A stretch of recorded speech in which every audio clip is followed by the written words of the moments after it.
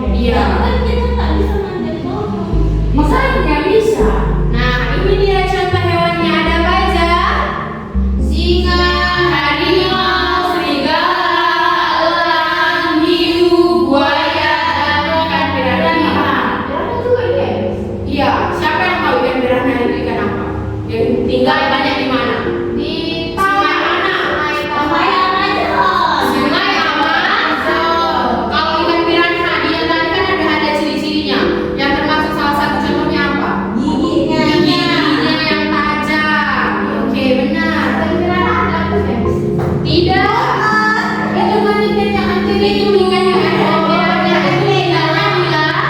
laut dalam. Sekarang kita masuk ke dalam omnivora. Omnivora adalah hewan pemakan daging dan pemakan tumbuhan atau bisa juga dibilang pemakan segalanya. Mereka bisa memakan buah, buahan, daun, biji-bijian atau juga daging.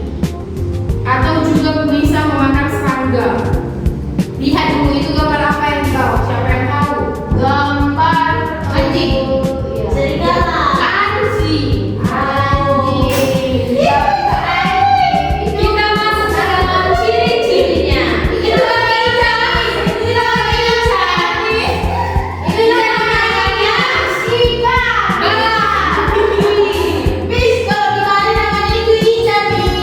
Ica, bukan, ini namanya babi.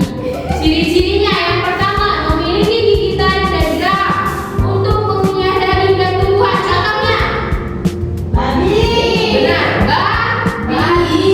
Ada yang lain, yang digambar sebelumnya tadi, itu gambar apa? Kucing. Ya, yang lain, anjing. Yang kedua,